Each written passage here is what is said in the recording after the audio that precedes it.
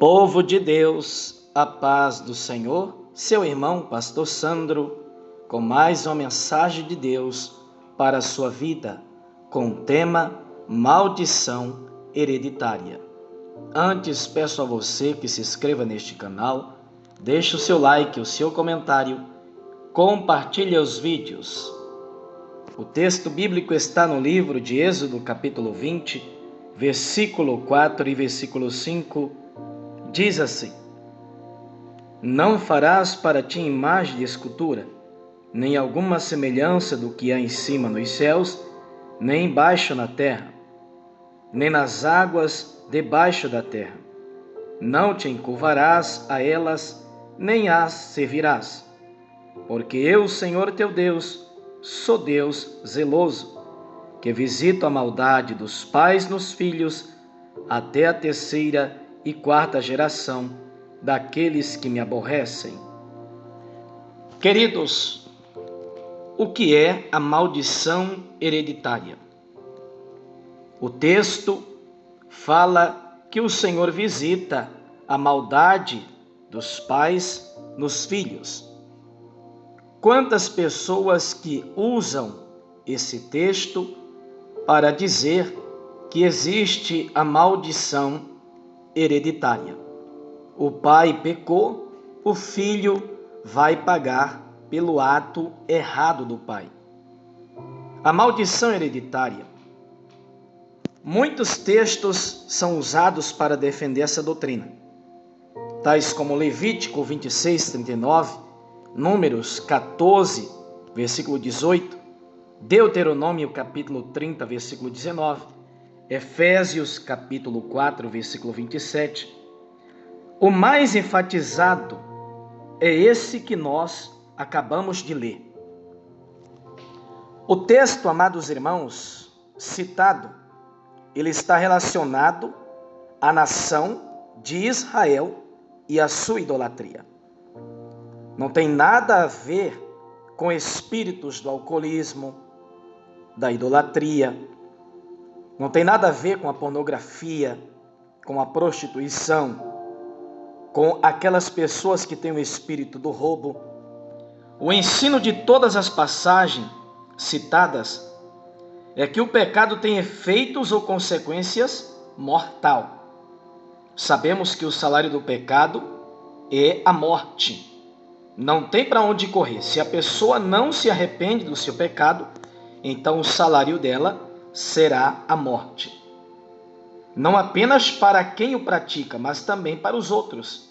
Isso quer dizer que cada pessoa que pecar, se ela não se arrepender, ela vai morrer. Os filhos que pecam pelo exemplo dos pais, eles demonstram que não amam a Deus.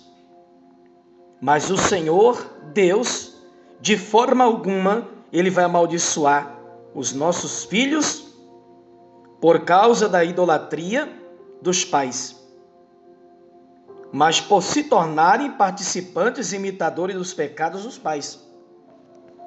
Se os nossos filhos praticam os nossos pecados, são imitadores dos meus pecados, dos seus pecados, ele vai ser responsável pelo seu ato pecaminoso.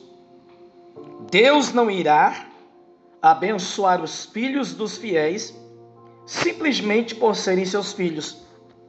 Antes fará que se tornem participantes e imitadores da fidelidade dos pais.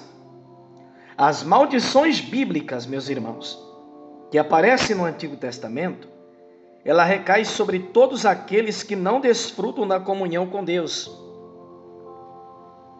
O Senhor, ele não vai abençoar os meus filhos porque eu sou um pregador do Evangelho, porque eu sou fiel ao Senhor.